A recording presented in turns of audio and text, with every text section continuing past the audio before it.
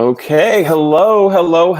Thank you guys so much for tuning into another episode of Binge Bitches Talk Star Wars. So we are going through the prequels today, just a little bit of pop culture, fan experiences, and just a little bit extra knowledge. I recently watched all 9 of the Skywalker saga movies. Solo, I watched Mandalorian, and I also did Rogue One, all while during quarantine. So I needed somebody to talk to, so I enlisted a few of my friends, and I'm going to bring them up right now. So please say hello to my friend Brian. Hey, yes, that's him. So Brian from the 619 Bearcast. He's also a bartender over at Peck's here locally in San Diego. And so thank you so much, Brian, for joining us again. We have Tom Welch, a writer out of Los Angeles, good friend of mine. And always on the sauce. Then we got Miss Annie. She's coming to us from Never Growing Up, the podcast for adults, the Disneyland podcast for adults. And so, and also a good friend of mine from my college years. And then last but not least, another good friend of mine, Miss Lily Holiday, burlesque performer, performance artist, muse, and also one of my costumers. And so she's coming to us from here in San Diego as well. So thank you guys all for joining and like getting on the little tip today. Oh, love the tip. Hey. Yes. So it should be a fun day. I am hoping that our comments are going to port over, but if you were leaving comments, I'm going to kind of try to keep on checking them from the main broadcast. Hopefully they pop up. Okay. So from there, let's just start right in. Okay, the prequels. We went through the 3 originals last time. This time, we are now jet setting all the way to the 1990s, end of the 90s, and the new George Lucas saga is going to begin. So we have this new prequel trilogy. Okay, I need to know, what were you guys high anticipation? What were you guys looking at? How were you guys feeling? When was the first time you guys saw the trailer? Let's throw out whatever you guys have first. So Annie, I'm going to throw it over to you. How was that feeling? I had been so engrossed in the other like the original films. I grew up with them. My cousins always played with them. I had all like these ridiculous action figures. And then these came out and I was very confused because I don't like change. And so I was very worried. And at this point I wasn't really like thick into the understanding like the canon and the extended universe. So a lot of this I was very, very worried about, but I loved Ewan McGregor. So I was very excited about that. Yes. Liam Neeson generally. So that kind of got me into it, but I have thoughts. You have thoughts. Wonderful. So so this trailer was epic. And so we'll get into that in a second. So I want to see, where were you, Lily? Like when you first heard that the new prequel was coming out, when episode 1 was going to land? I think I had to have been in like middle school or like high school when it came out. And my name is Leia. Like my actual government name is Leia. So I'm like, please let this not suck. Please let this not suck. And the first thing that I really remember being super fucking hyped about was actually the costumes, because I love costumes. But the fact that they pulled from so many different cultures, and like I was like, oh my god, that's so cool. Like, you know, she kind of looks Russian, like the Russian headdresses and like that they pulled from, and you know, the banditos hairstyles and shit like that. I was like all for it. And then, you know, you saw that they pulled from cultures in other bad ways. And you're like, oh, they pulled from cultures. Oh, yikes. Like, but when that first came out, there was a Vogue spread of all of Padme's wardrobes. And I remember going out and buying that Vogue and being so excited that like, the girl character was going to get so many more costumes, and that spoke to me on a fucking soul level. Like, so that's where I was, like, at first, like, when the trailer first dropped. I completely remember that Vogue, because you guys always ask, like, how did you avoid, you know, Star Wars? It's because pop culture was always littered with these things. So, you know, Natalie Portman was hot at the time. She was, you know, about to, like, break into being who Natalie Portman is. She had a countdown clock for her being 18, which was so fucking gross. So, Tom, where were you on the first when you first heard that the Phantom. Number 1 was going to be coming out, the Phantom Menace?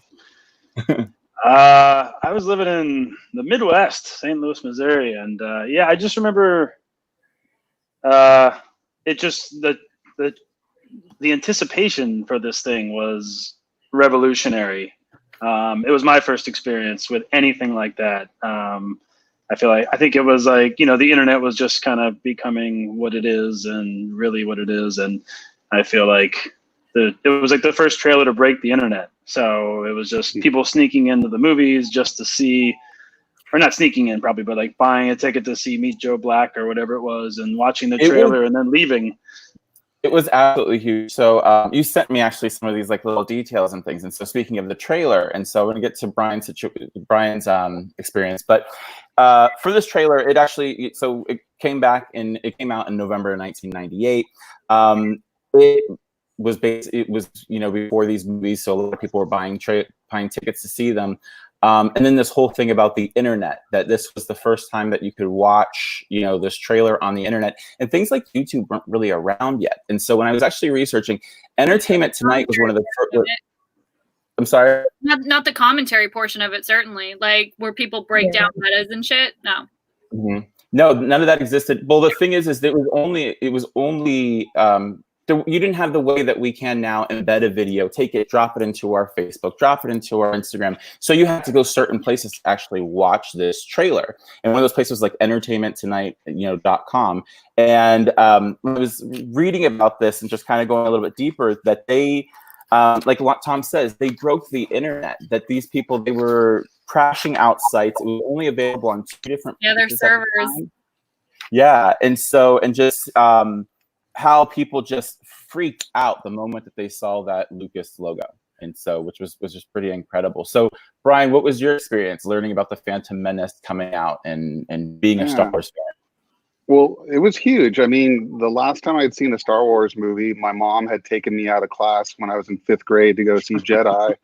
So here I was out of college, and I saw that first 1-page poster where it was like the young Anakin, and then he cast the shadow of Darth Vader, and it was cool. Like nerd boner, like boom. I mean, it was just crazy. So tons and tons of excitement. And I can remember when the trailer was available on the internet, I actually like downloaded it to I think I burned it to a disc and took it around to like my family members so we could all sit there and watch that trailer and just completely lose our minds, Well, and then this was also this hype was so big, and so they only gave you such a taste in that first trailer, and then they dropped a second trailer, and that one was the one where I kind of went back and I like watched them, and that's where they do the Obi-Wan Kenobi meet Anakin, you know what I mean? Like, so they gave you those like little moments for you guys to freak out in the theater, and so I kind of wish I would have. Maul too. They hyped it. Which, oh my god, and that was my first experience. That was my first experience with a double-sided lightsaber. Oh yeah, oh that was huge. When both blades shot out, everybody was just like, yeah. They completely lost their mind. It was just, it's kind of amazing. And then even to the point where the theaters stopped running the trailer at the beginning of the movie. They started running it at the end. So you had to sit through a whole shitty movie to actually watch it, because people were going in, watching the movie, seeing the trailer, or not even watching the movie, seeing the trailer, and then leaving and asking for their money back because, they could at the time. And so they got hooked to it. Oh, so, I was in a theater manager. I'm like, no, sit your ass back down. The movie's fine. The movie's fine. Well, I think it was even like once the release date was announced, that was like that in that moment was when you started to have the people camp out. Because in Mission Valley, there were people camping out for a really long time. Costume, full costume, and everything else. That's one of those things too, is I wonder why isn't there like a viewing party for any of the Star Wars where it's like a Rocky Horror Picture Show kind of a involvement. If you yell shit during a Star Wars movie, you're gonna get cut. It's called Comic-Con, I mean. True. So going over into when you guys actually, seeing this movie, and so like one word, I'm gonna use this, and I use this on my Real Housewives podcast and that sort of thing. One word that kind of jumps out at you when you guys think of the Phantom Menace? Like, what is, like, you know, something that came up for the very first time? You know, Chom says, you know, the double-sided lightsaber. Lightsaber. Metachlorians. Metachlorians. I was gonna say metachlorians, and I was like, I don't want to say metachlorians. I don't want to be that bitch. That okay? So that wasn't anything in the original trio, right? Midichlorians was definitely in the prequels. Yeah, it was. That's where it all came about. Yeah. No. But I mean, like 4, 5, 6. Oh no, no. Yeah. That's why people like were kind of scratching their heads over it, because it kind of came out of left field, out of nowhere. Yeah. Okay. This is George Lucas getting super into metaphysics, and you see that again in the Crystal Skull, where like he just kind of like watched too many like Ancient Alien episodes, and he was like, "Let's go with it." The other thing I noticed about these movies too, like these first 3 prequels, is that there is an obscene amount in the first half, like the first hour of every single one of them. It's like you can cut it down to 20 minutes if they didn't have to go into the politics and all the stuff that completely goes over my head that I do not understand. From these movies, like tariffs and taxes, what is going on? I don't understand. So, like, why do we have to have these just shoot robots and lightsabers and stuff? So because like a lot of people are like, these are kids movies. I'm like, this is a internal political like thriller he tried to make without any of the charm of the originals, and it kind of is exactly how you'd expect it to be, where you're like, it was the Tinker Tailor Soldier Spy of the 90s. So now another thing too is like, so now we're looking at young Anakin. So what did you guys feel about young Anakin? Did you guys like him as a little kid, or are you guys already thinking that this is going to be Darth? What's going on? George Lucas and children don't get along. That's a really good point. How do you mean? Expand on that. He's a difficult director. We established that in the last episode. But in terms of directing children, I think he just has a tough time, because you look at anybody under the age of 12 that's been in his movies, including like Boba Fett, the young Boba Fett, even the little baby Greedo guys, they're all like really hard to watch. They're not believable as humans. The spoiler. Hayden Christensen though.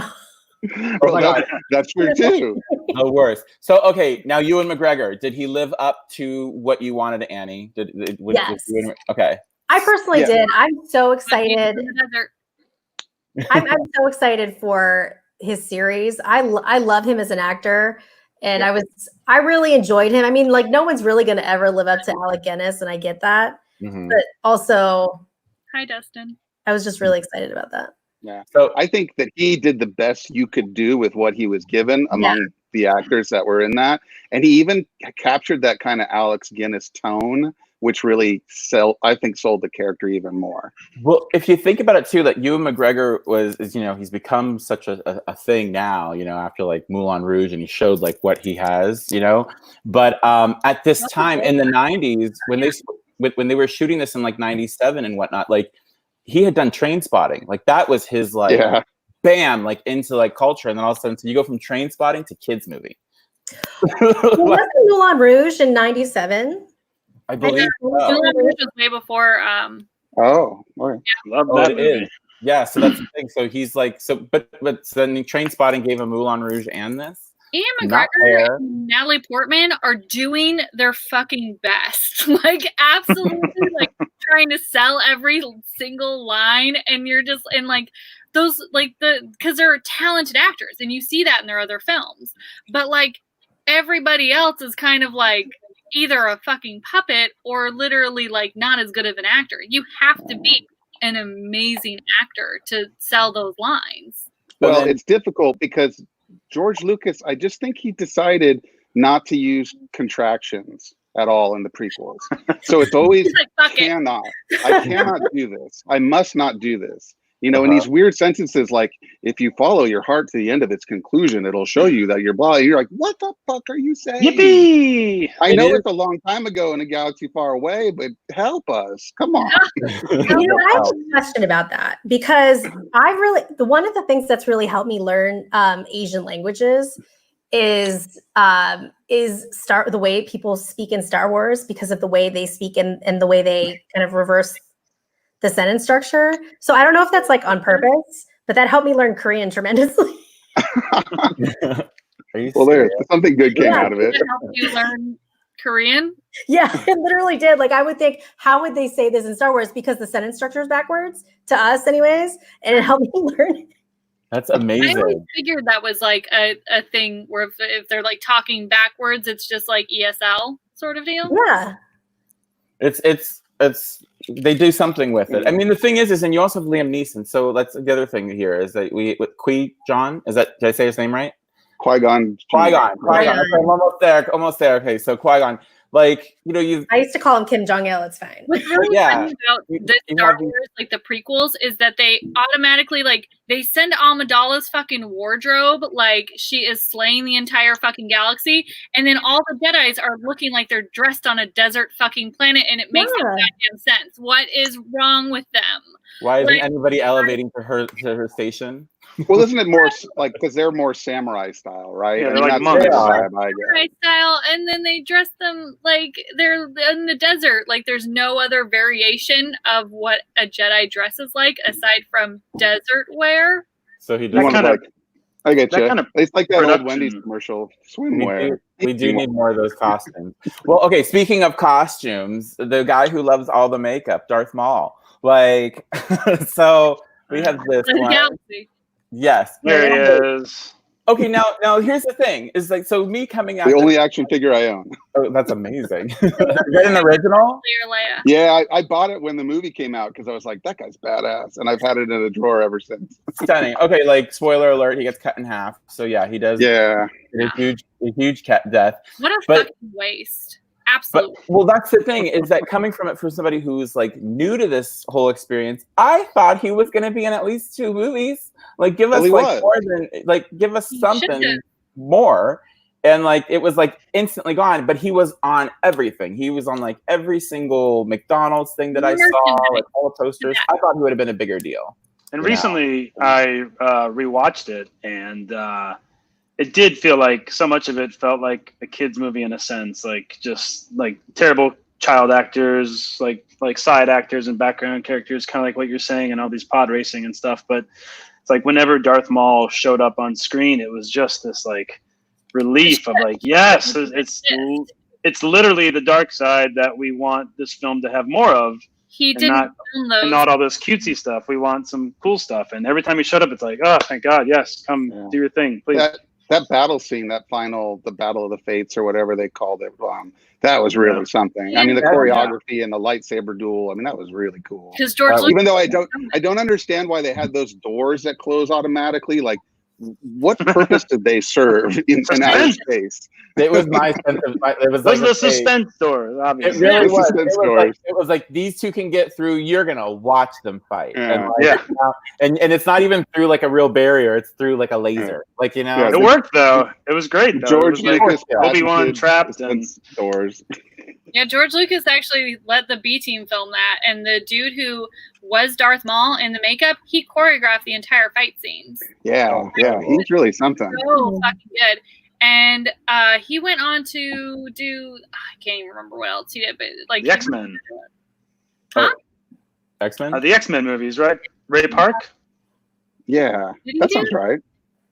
He was Toad in Bryan Singer's X-Men. So I guess he was in one of the X-Men. Dude, Bryan Singer. Yeah. I think anytime they needed somebody short to do awesome stuff, it was that guy, the Darth Maul guy. Fair. He's like 5'2" or something, or 5'4". The other one that we have, the other character we have to mention before we move on to the next, before we go to the next movie, because we're going to start splitting into these things because the storyline starts to be kind of similar. Jar Jar Binks. So, yes. On the Jar. Okay. That's a rough watch. Like that, you know. You want to like him, and I really wanted to like him, you guys. I tried. In my second watch, it was like we're almost there, and then it squeezed me, and I was like, I think it's kind of like, I noticed what people were saying what you guys were saying last week about he just needs an editor like George. There's so many scenes where unfortunately it's at Jar Jar's expense. And I actually know Ahmed Best. He's a great guy, really funny, cool guy. And just scenes that make no sense of like, they're on the ship flying off and Jar Jar walks in to say hi to Padme and they just say hi and like, that's it. And it's like, we didn't need that scene. And it's all these extra lines. It's like, just give us a couple doses and he probably would have been hold on to it. He needs to build a world that other people tell stories in. He's such a good world builder.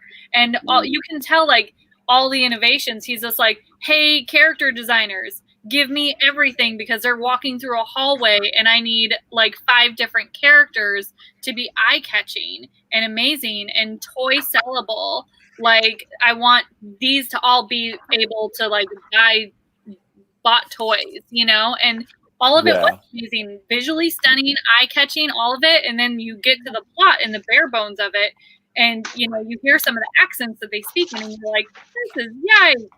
Like, if you consider the contribution that Ahmed Best made in terms of being one of the first fully realized digital characters in a movie, I mean, there'd be like there'd be no like Andy Serkis, there'd be no Gollum if there was no Jar Jar Binks. I mean, I'm not like kind which of is not fair. Which is not fair to Ahmed Best.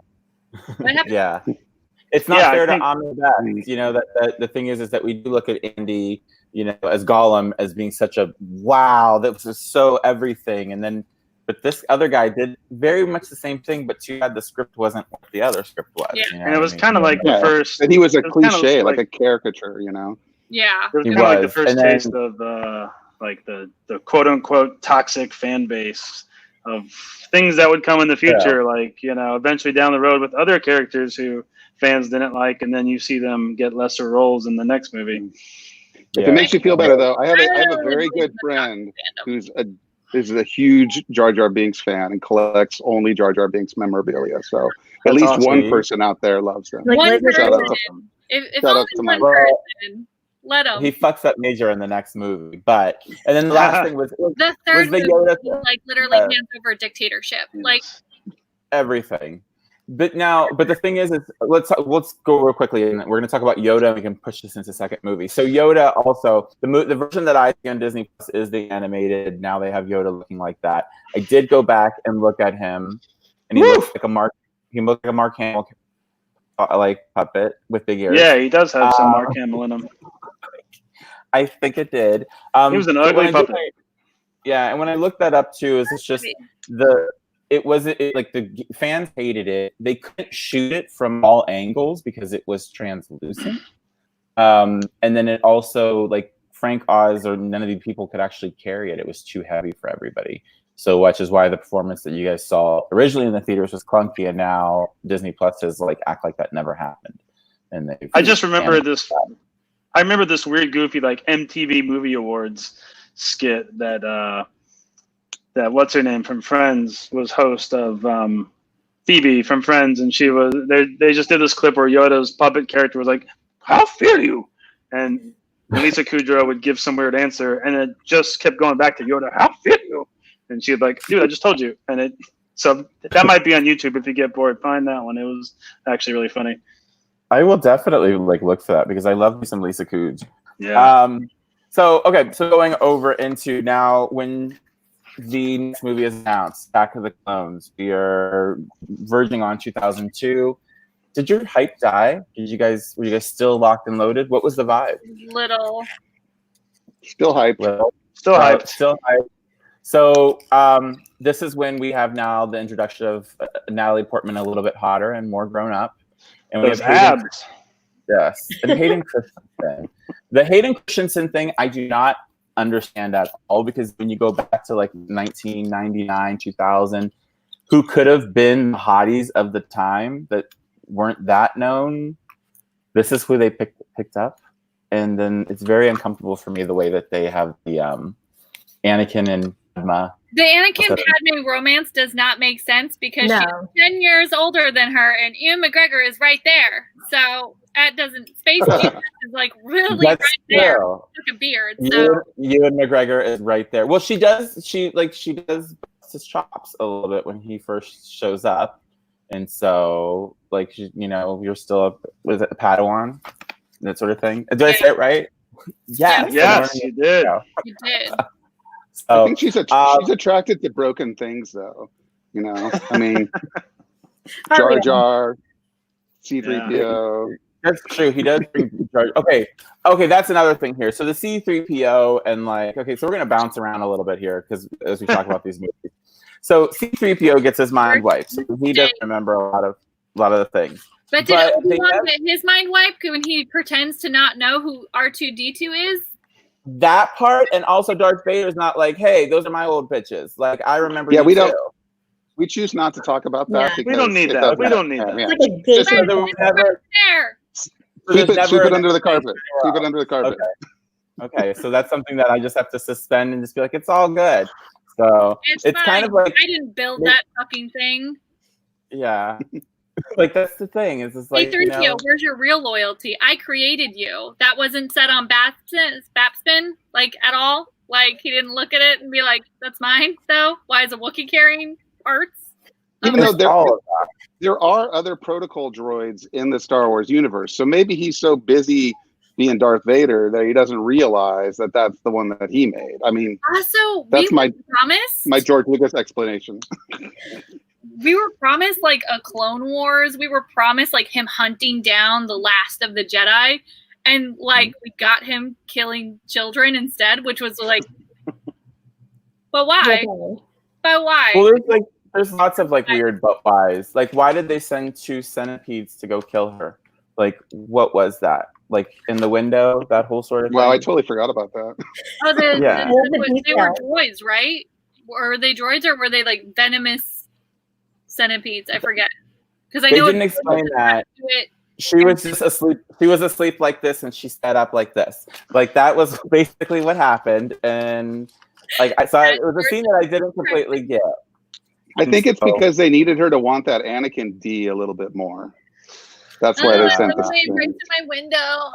Very unbelievable. The whole it's easy to believe that he loved her, right? You know, just she was doing her best as an actress, and she's beautiful and all that. But it was so unbelievable in the long run that she could fall for him. It's like him. Like seriously, you know, like, murdering. It's like the babysitter is falling in love with the kid that she took care of. Fuck it, let's do this. Well, that's the thing too. So like, yeah, his mom is the saddest character ever. Shmi finally gets free, and then they take her and they make her a slave again or something. Like no, they just brutalize her. Yeah, that is in canon. And then okay, so that is part of that. And then so the Sand People, what are they called? The Los Angeles Raiders, the Tuscan Raiders. Tuscan Raiders. The Tuscan Raiders, yes. So that basketball team comes, takes Shmi. That makes him go crazy. And then when he goes back, that scene between the two of them where he's just like, I'm so mad that she's dead. I killed them all. Like, and you still want to stay here? You still want to stay? Like, every time she finds out something bad happened, it's like, girl, leave. You're a queen. Doing? You're a senator. Go Senate something. Why are you even on this fucking dust bowl of a planet? Wait, okay. So, Annie, what were you and your friends saying about Hayden Christensen at the time? What was that? What was that vibe? How old was I? 2002. Oh, well, this is when we were in college together. I never found him attractive. I never understood the draw.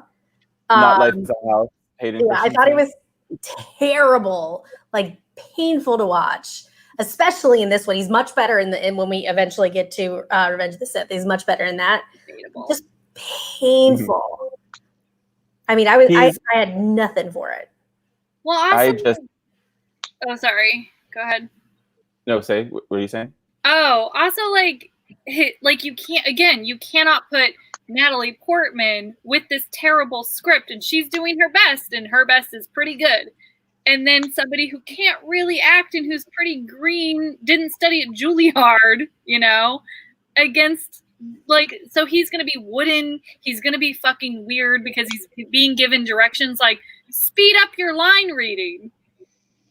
No. And he has that script to work off of. What happened? And he has that script to work off of, which isn't helping him at all. It's not. And I think even Natalie Portman has said that like even she was not feeling it during the process. That she wasn't necessarily bringing her A game because she just wasn't there, you know. Natalie Portman also, she's not the girl for any type of genre, anything. She doesn't like it. She doesn't want to do it. Like in Thor, like she doesn't want to be in Thor. Why they're bringing her back for Thor is beyond me. She, you know, can't wait. It'll be awesome. She had, Yeah. she doesn't want to be there. If you don't want to fucking be there, it's gonna show on screen. Like, I'm sorry. Like it is like she didn't want to be in fucking Dark World. She didn't want to be in Thor. And you know, it was a fucking paycheck film that she thought that nobody would go and see. So, but I know when I saw her in V for Vendetta, I was like, now why wasn't that the woman who was in Star Wars? On screen is the thing. That's why she does such a fucking rape bait fucking, you know, shit. Yeah. It's kind of We're talking about the celebrities that are actually associated with this. We have Samuel L. Jackson, Mace Windu. So, and we have a purple lightsaber. Purple lightsaber. His is the lightsaber that says "badass motherfucker" on it. Yeah, I've heard of that. That he had it etched in.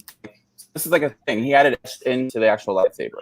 So see, I didn't know that, but that doesn't surprise me at all. Oh yeah. So I guess that's like one of his little things is that he has like on any of his sets is that one of his props that he touched has to either say, you know, BMF is basically gets etched into something. It's Do you in want his to know wallet. the reason why he has a purple lightsaber? What is the reason for that? So the reason why it was a purple lightsaber is because there was a big battle scene that he like George Lucas was showing him, and it's just like, this is going to be the battle scene for like Clone Wars, and he's like, well, where am I? And he's like, you're right there. Can you see you? And he's like, make my lightsaber a different color so I can see myself. There you go. That's literally why we have Smart man. I want this kind of cloud. Okay, because then George was like, we can sell purple lightsabers. What am I doing? So, okay. So now going into this, so this is where we get into like Attack of the Clones goes into the Clone Wars. So like that series, is it taking place between this movie and the next one? Is that where this depends on what series Yeah. you're talking about. Yeah. Well, if you're looking at movies. I'm sorry, Annie? I'll say there's chunks. They go in between. You go in between different things. Mm-hmm. You know, in between So different movies. confusing, you guys. I'm really trying here to be like, No, that's great. You're doing awesome. Before we leave Attack of the Clones, I felt bad last week because you guys had good examples of who your hottest character was, and I didn't have anybody to choose. But after going back and doing some research, I've decided the hot take of awarding the best looking Star Wars movie character to Jango Fett. okay. Which is very true. Now I have a Star Wars crush. Okay. I did it, and you it's guys. a good I did one. it. Daddy. It is a good one. And And then he's got a bunch of clones. That's like a hotel room story over the ages. Huh? Oh my God. Love that. And Okay, isn't he coming back to for you. Mandalorian? Didn't they announce that he's going to be on Mandalorian Yeah. playing? Yeah. Yeah. what is he That's playing in pretty cool. Mandalorian? He's going to play Boba Fett. He's playing Boba Fett in Mandalorian? Yes. Oh. Because his son in Attack of the Clones is a clone. He The just terrible wasn't kid actor? aging. Yeah. He wasn't aging as fast as the other clones. So that's why he was still young. But he was a clone. That little kid is a terrible actor. That's when he's a Ugh. terrible actor. When he's in the back seat all of them are. of the ship and he's just like, get him, Dad. And you're just like, oh. Get him, Dad. And he goes, like they told him, okay, last people. And he goes, Yeah, so- Like a quick sidebar of the whole prequel trilogy was, I feel like every background character was the worst actor. Like from children, like you guys said earlier, and then even like in the third one, which we'll get to eventually. But like even when like the How dare Order you 60 speak of Diner. I mean, like when like the Order 66 happened, and there's like some Jedi that they shoot, and she just goes, you know, it's just like nobody who doesn't have a speaking line. Like all the side characters are just the worst. There's also another scene too where there's like a moment there where they're like in the Senate, and it bothered me. There's a lady who has a blue face, and she's like spiking the camera. Like you're just like watching, and she's like, "I'm in Star Wars. I'm in a Star Wars." You know, Like- the prequels is In Sync. In Oh, yeah, they cut him out, right? Yeah, they like they're in like a walk by tube scenario thing where they're like just passing by. Oh geez. See, this is And them trying to then- get those TRL watches. Like that's what they were trying to do, is get those Yeah, TRL they were like, watches. let's get that TRL money. Fuck it. And then the part that I heard people in the theater cheer the most about was Yoda whipping out his lightsaber. Yeah. I thought that was so ridiculous when I saw it. That was so It was stupid. like, who cares? Oh, but okay, People Boba cheered Fett- though. They were like, "Woo!" Well, yeah, I walked Yeah. out of the Boba Fett theater. watched his dad die. They're like, yeah, Yoda fighting. And I'm like, why is he jumping around when he has the Force? Yeah. I The walked Force out of the comes theater and somebody was doing one of those interviews and they're like, so what do you think? And I thought, well, Yoda jumping around sure was ridiculous. And the guy's like, next, can I talk to somebody else? You know? They're people all like I'm that an part. actual Star Wars fan. Get going here. Yeah. I mean, I think so it was a crowd pleaser, but not a me pleaser. were you guys watching this actually in the theaters when you guys saw this one? And like, Sure. what was that vibe when you guys were like leaving the theater, Brian? Oh, like what? crazy. It's electric. There's nothing like seeing a Star Wars movie in a packed theater on the day it opens because no one's seen it. Everybody's like, there's always hope. This could be the one, you know, especially This could be nowadays. the one. You're like, It this felt could be the one really that like gets us all like- back, you know, like- and then the music comes up and it goes boom and it's electric, you know, it's a great feeling. It's so funny. Like afterwards, you're just sitting there like, everyone else is cheering and clapping, and I'm left hollow. That's how I felt. I'm pretty easy because like I can remember seeing the prequels and not being disappointed necessarily in them, being entertained by them. But it's just over time when, you know, under examination, when things start to kind of fall apart for a little bit for you. And as you get older, you maybe look with a more critical eye and all of that. And the original trilogies don't do that so much because you're indoctrinated into them. I mean, that was my childhood. So I'm extremely forgiving. But the older I got, as the movies got out, the less forgiving I became, you know? Yeah. That's See, a really I was reading a bunch of like the Star Wars extended universe. So like all like what those set up versus what we got with the prequels was so like so lesser than, and it was very clear that the storytelling elements weren't there, and like what was focused on was weird and so sidelined of things that really didn't fucking matter. Like, who gives a fuck about the Trade Federation or like the Rule of Two? No, we don't want a fucking Rule of Two. We want 80 fucking Sith fighting 80 Jedi. That's what we want. Oh, you know what? Going back just real quick to the first prequel, the thing that bugged me the most about that was when Anakin, like, what am I trying to say? What's that movie with Tom Hanks? Forrest Gump's his way through that last fight. Like, you know, he like accidentally gets in the ship and he's like, "What's this button do?" And then he wipes out all these people. And I'm like, yeah. And it just, I was like, I wanted a little bit more there. It really bugged me for some reason, you know, that he just sort of did it all by happenstance, you know. It was by accident. Yeah. Well, that's the thing too, is that they could have given the explanation that he used the Force at that time. You know what I mean? That he did something really cool. Yeah. And like, the midi-chlorians were in control or whatever. maybe they were. So going over into this too. Okay, Tom said this, and even in my little bit of research, Kit Fisto, this character. Why are people so obsessed? And I like went on YouTube, and there's like people who have edited the movies just to include his scenes. Like it's just like supercuts of him. For me, I just saw him I had to Google his name or, you know, whatever you looked up back then. And I just like, who's that green guy with all the tentacles? He looks cool. I want to be his friend. And he was the Jedi, you know. Yeah, no, he was cool looking. And I just thought he was cool. And I looked him up as, his name's Kit Fisto. Okay, well, I want more of him. I did not get more of him, but he was cool. You do in the comics. Didn't he do like the cool like hand sign thing where he's like, you know, kind of he like knocked C-3PO over, which was helpful to C-3PO at the moment, and he like smiles like, yeah, what a guy. What a guy. That was cool. What a guy. I like him. All of the peripheral Jedi are amazing, and you want more of them, and you in like the Cartoon Network thing that they did by the dude that did Samurai Jack, Danny Teriyaki, I think. He explores what Jedi can do with their powers, and it's so much more interesting than what we got in the prequels. And it's just like, give that guy a fucking Star Wars movie. I want to see what he can do with fucking actual money, like not just like an iPad in a dream. So the other part of this too is that the stakes, there's not a lot of stakes because we know Obi-Wan is going to be in the next movie. You know what I mean? Like he's going to show up in 4, that Anakin's going to be Darth Vader at some point. So and the whole thing is how does Darth become Darth Vader? And so we get that answer now in the Revenge of the Sith.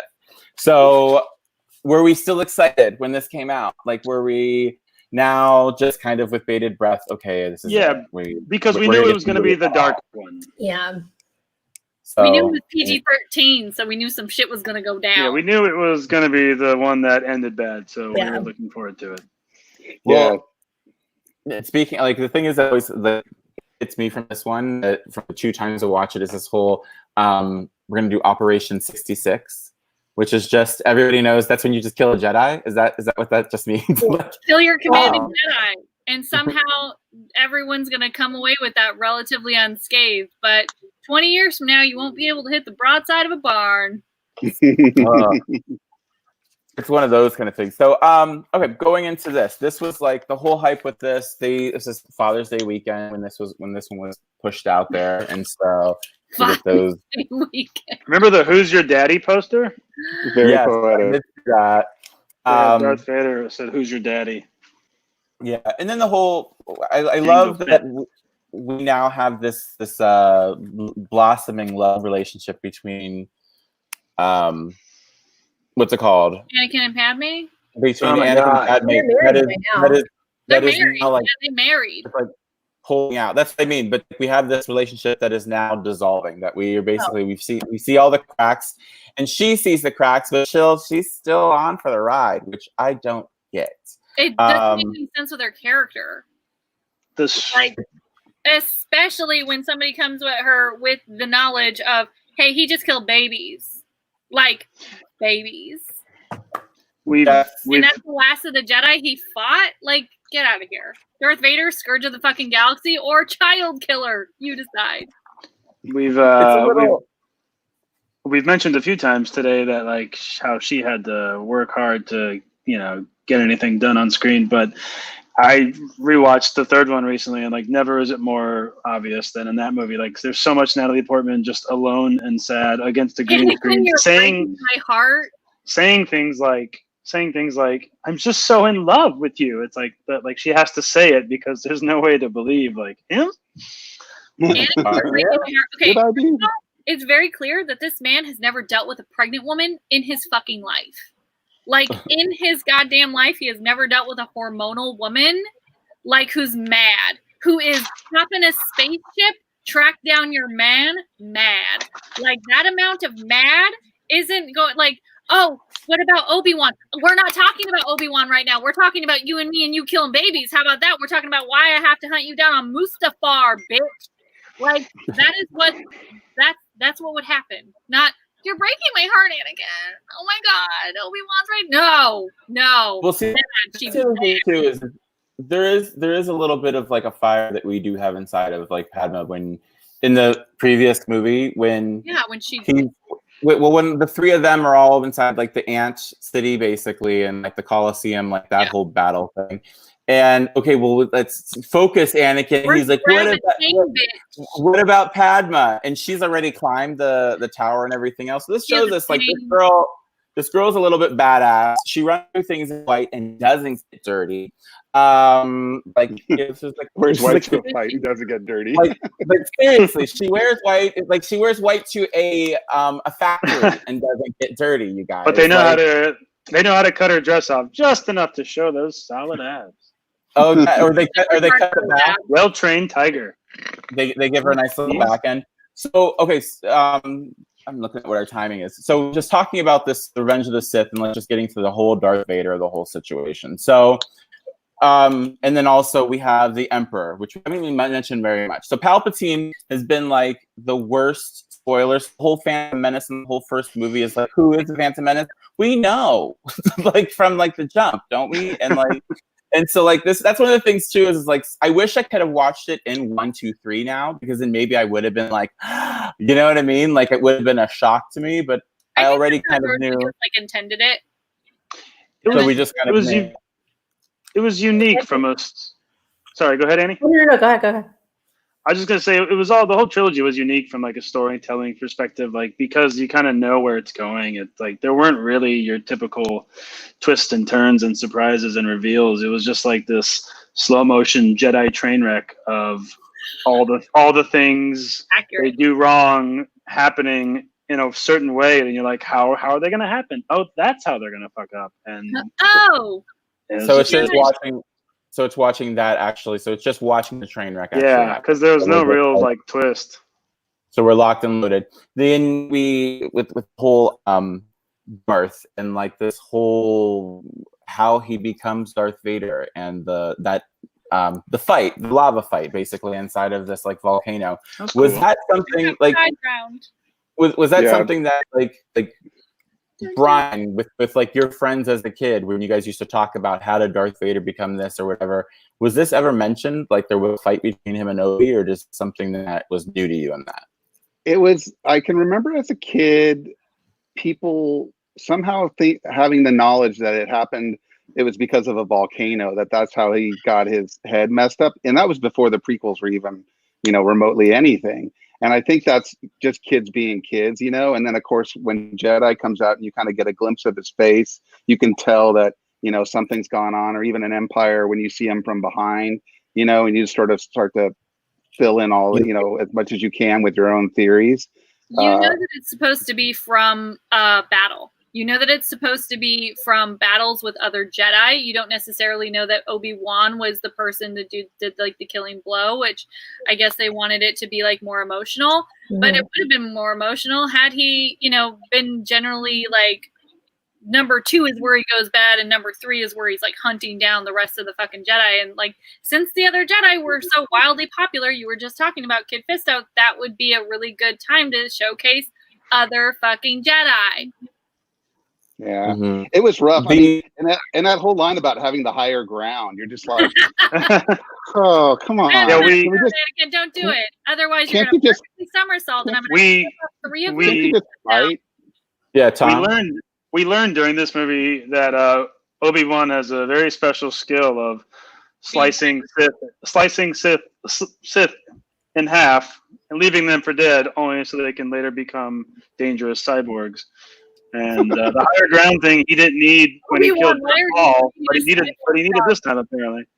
That was absolutely terrible. I mean, like you watch it back and you're just like, okay, so your best friend, your brother, you just chop off his legs, you watch him start to burn, and then you don't take him out of his misery. You just kind of like, okay, let him go.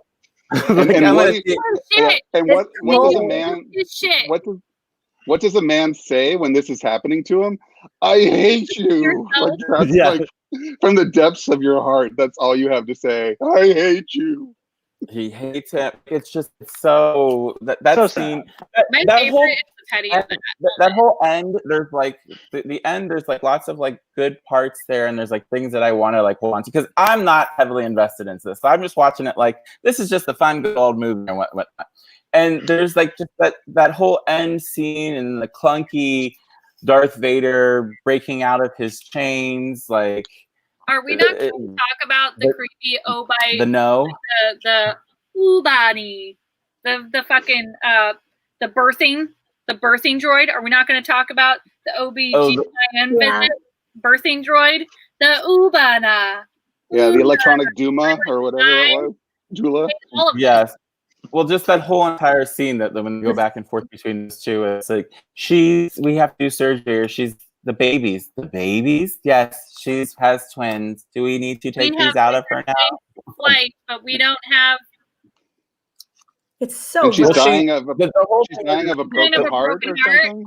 Yeah, she lost the will to live, and that's the thing too. Is like the second time I watched this, I'm like, Obi, just tell her, yeah, you found him. So then she just has the baby, and then let her know after. But don't give her all this trauma right now. Like that's another thing. They don't know how to handle a pregnant woman. So there's a situation right there that we have. As long as you name the kid Skywalker, it'll be fine. Well, there you go. And then we send both kids out and we separate them. We feel Not like naming Anakin Star Killer was one of the biggest mistakes of the fucking prequels because then you can't like hide Luke, and then you go back to the Dust Bowl planet where the fuck he's from and with his only known relatives and drop a kid off there. That's how. Well, it's like you put him where you think that he's not going to look. You know what I mean? Like, and not only that, but the thing is, like, is Darth gonna go back home? His mom is dead. He don't know those people. Those aren't his friends. Like, so, and he thinks that the kids are dead. So I kind of get that part. Well, and he gave Leia to the guy from LA Law or whatever. I mean, that was weird too. So It's like eating blue.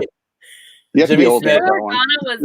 he was it. Like, you could tell he was a down ass homie. And that's why he raised Leia the way he did. Like, that is the portion of the program where I was like, yeah, good casting for Leia's actual father. And then going into like the whole fight here between Palpatine and Yoda. There's a big fight. That was cool. I like that. Yeah.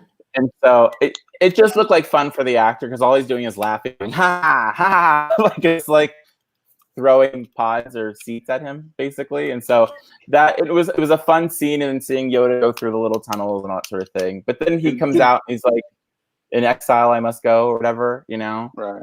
No further work to be done as the rise of the Empire happens. I guess I'll just go into exile. Peace out. Oh well. Well, that's the thing too. Did you guys? But then they do set up. So we are setting up though. Like, I know Annie, your Obi-Wan series is coming, and so this is for this is the precursor for all of that. So now we're gonna get. Does that mean we're gonna get Liam Neeson in Ghost canon? Is that like what have you heard, Annie?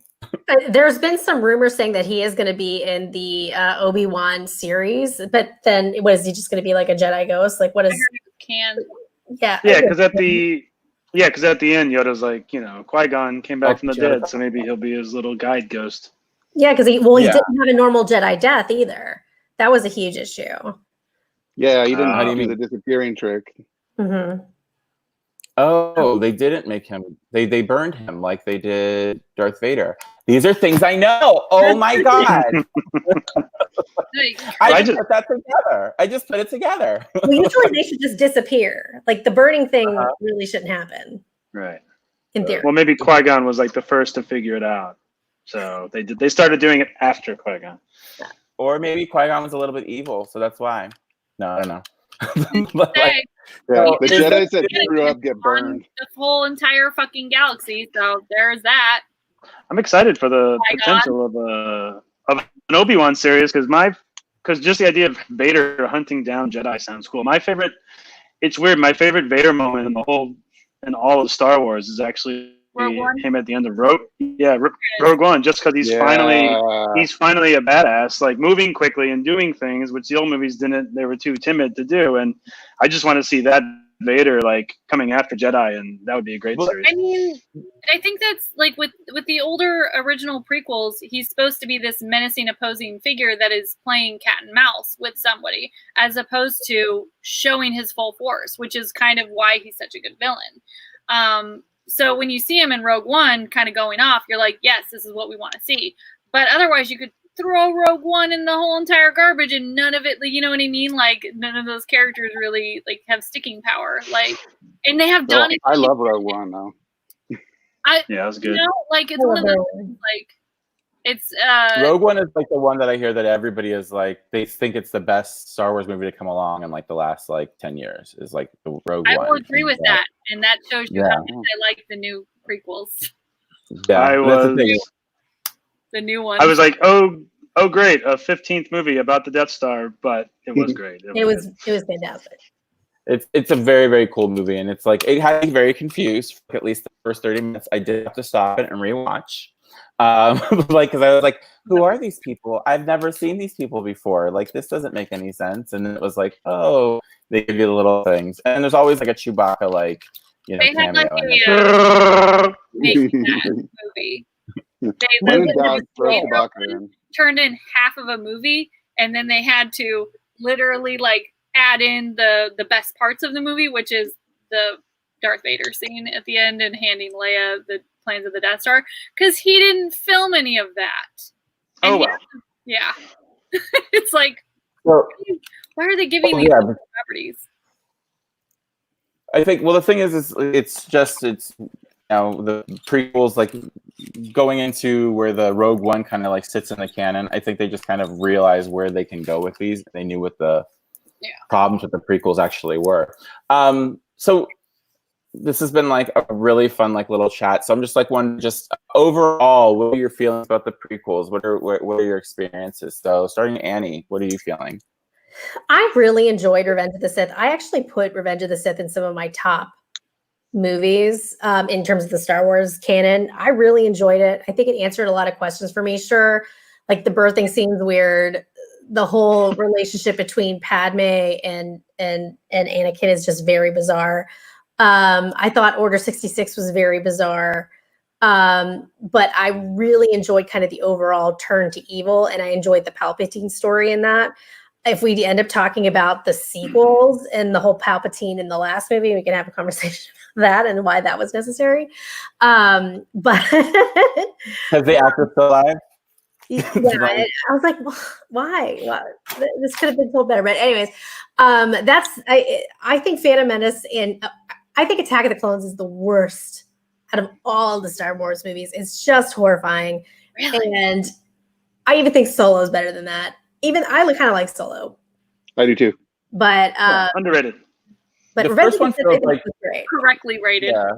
The Phantom Menace does feel like a game the whole entire time. Yeah. You know what I mean? It feels like really. That's another thing too. We haven't even talked about is that every mission is always like, okay, so first thing we're gonna have to do is turn down this power over here, and then you two are gonna jump into here, and like there's always like very much this is what the process is going to be of how we're going to solve this problem today. And that's been kind of like utilizing it to sell a video game. That's why, and that's very much so. Felt betrayed by that. The Phantom. See, if I was George Lucas, I'd be like, let's put 18 more outfits. Let's sell those costumes. That sort of thing. So, Tommy, how do you feel about the prequels? What is your final thoughts on them? They were amazing for the experience. The anticipation was huge. That was my first time in a theater watching or listening to the audience going crazy, and it was fun. And say what you want about the prequels, but at least there was a reason to make them, and there was a purpose and a story to tell, unlike the trilogy that will follow them. Oh, shots fired. Woo. Shots fired. I love it. We do have a comment that Xbox was being launched with Attack of the Clones. That's a really good point. Oh, Attack of the Clones being launched with at the same time as Xbox. Yeah, that's a really good point. Wow. As well as Battlefront too. Battlefront was really big. As far as what are your feelings about them, Lily? How do you feel about the prequels? I feel like in retrospect, like watching them, at least there was love put into them. Like you can tell like the people making them, from production, the production value is so far beyond what we're seeing with the Disney film, which I thought would be the opposite, but no. So I feel like, again, George Lucas is an amazing world builder, but he's a terrible storyteller.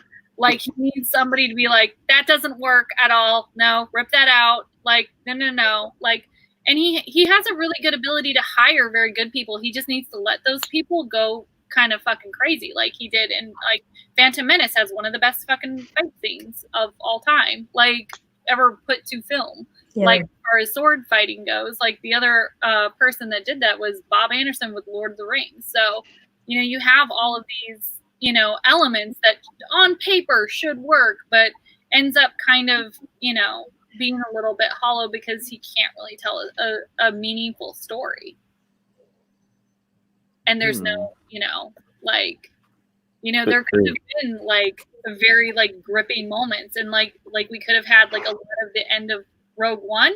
A lot of the end of Rogue One could have been an entire fucking movie of the horrific half man, half mechanical Darth Vader hunting, all of those characters you get to know and love down. And we didn't really get any of that. We got child murder. So it's just like we got Anakin picking on kids, and that just like really like that's the scourge of the galaxy. But yeah, my thing though is if we didn't actually get him doing that, that was like the moment where you're like, I hate him, kill him. You know what I mean? So that is he truly crossed over. Yeah, it's like when that was his moment. So, and then Brian, how do you feel about these prequels? What are your final thoughts on these? I try to remind myself that when I saw them originally, I was incredibly excited and I was thoroughly entertained. I think when I think of them now, I think of them as a technology, as far as technology goes, just incredible. I mean, the fact so much CGI. I mean, it's the first time CGI was even really used in that way. But I think it's also an example of if you have too much technology and not enough heart, then you get a very sort of wooden, stiff galaxy to have people running around in. And so I think I'm glad they exist. I'm glad it happened. Do I want to go watch them today? No. Will I watch them again someday? Probably. Yeah, sure. Why not? I do watch Revenge of the Sith. That's like the one prequel. Like I will, when it's on loop on like TNT or TBS, I will sit and watch that one. That's like, so that's one. I'm sure they appreciate that you are the one person doing that. You're the one. Here's the thing, you guys. There are some like little kids though who did grow up with this and they actually love this, and so they're actually having the experience now with the Disney movies that you guys had with these movies. So that's the funny thing here is the generational jumps here that Star Wars has, and not only that, but now they've like touched on like 40 years of people's lives. I mean, so it's kind of incredible, this whole entire like the Star Wars thing. I think that's one of the reasons why myself wanting to start this like little discussion and everything, because it was like I avoided it just because I avoided it. It was nothing like personal with Star Wars, nothing personal with George Lucas. I had no like thought, conviction to it. It just passed me by. And then now watching them, it's like they're fun, they're cool, they're just kind of out there to just kind of do a little bit of escapism, and you can kind of see all the other stories that have derived from what Star Wars started out. And so really kicking off into. Can I just say, please, everyone watch Star Crash? Everyone needs to watch Star Crash, which is the 1970s Italian ripoff of Star Wars. It's amazing. So we have to look for Star Crash. I'm gonna put that on. So your homework is Star Crash and Lisa Kudrow and Yoda. That, and I also have not watched the Christmas special. I'm putting that in like a little bin. No, you didn't watch a Christmas special. Don't watch it alone. Don't watch it alone. Don't watch it sober. So, and there's 2 Ewok movies that I have missed. Those are rough. I love the Ewok movies so much. They're so terrible. So those are something that like I'll probably come around to. But right now I'm good with this, like with the canon that we have. I would say that in my rankings of where these sit, I would say Revenge of the Sith. I do like that one over some of the other kind of things. It does keep my interest a lot more. Number 1, they can keep it. It was nothing really for me in that. And number 2 is just so damn long for the movie that it should be. So I guess there actually is, I don't know if you guys have watched this, but there is a version of The Phantom Menace that Topher Grace from that 70s show, he edited it down. It's called The Phantom Edit. And you can like look for that. And he's cut out like 90 minutes of it, and he's made it just a succinct, really amazing first movie. So, didn't he just take out Jar Jar altogether? I think that he removed a lot, like some scenes. But the thing is, it's a lot of like the racing scenes where they do like a real time 30-minute race. Come on, literally 20 minutes on pod racing. Yeah, you can fast forward that pod race scene and not miss anything in the movie. I love the sound effects in the pod racing scene where it's just like, but after like the 5th or 6th lap, I'm like, I don't need this. Or 4 lap, 3rd lap, whatever it was. I don't understand. Did we lose our moderator? I think so. He's over it. Bye. He's like, I said an hour, bitches. Oh, there he is. I said an hour. That was the Phantom Edit right there. That really was. See, I mentioned something I'm not supposed to. You guys, YouTube has had it with me. So Lucas is coming for you. Yeah, so just wrapping this up here is that thank you guys so much for joining me for this today. This has been a lot of fun. I really appreciate this. This is just something like a little something that we can do. And now he disappeared. See, YouTube has it out for us, guys. Who's next? Who will be next? Like, I know, seriously.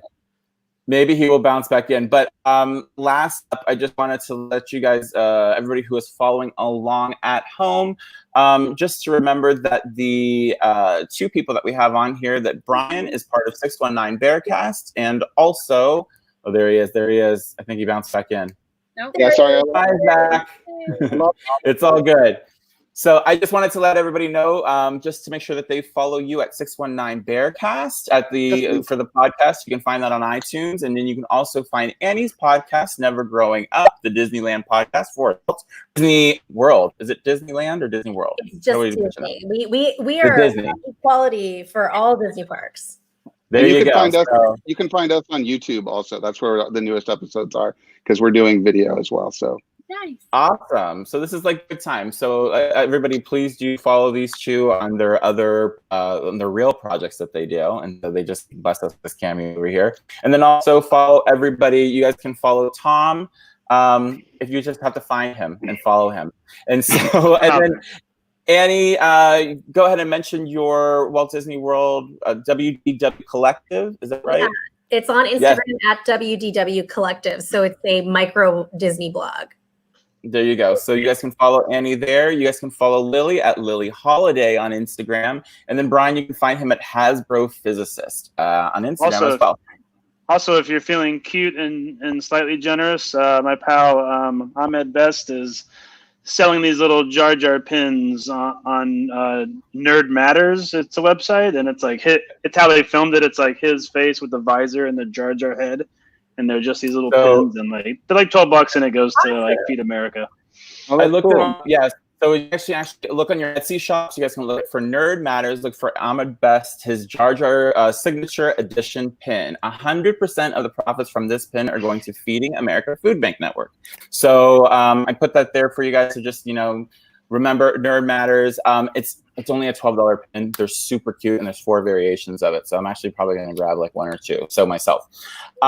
So do look for that. And other than that, hopefully we can talk again next week. I'll talk to you guys off of here. But we will look at the further movies, the 7, 8, 9s, which probably everyone's going to hate. So thank you guys so much for joining me today. Love it. Thank you guys so much. Bye. Cheers. Bye. Okay, thank you guys so much for joining us for Binge Bitches Talk Star Wars. We had a really nice time today as we went through the prequels. And just wanted to let you guys know that on Thursdays and Fridays, you guys can find the Real Housewives chats that I do over on Instagram at Dangilo GoGo. Those are Thursdays, we do Real Housewives of Beverly Hills. And on Fridays, we do Real Housewives of New York. And Sundays, you guys can find me here on Facebook or on YouTube. And we can do the Charm School. Yes, the old school Flavor of Love Charm School. We're doing season 1. It's available on Hulu. Catch up with us, and I will talk to you guys later. Thanks so much, everybody.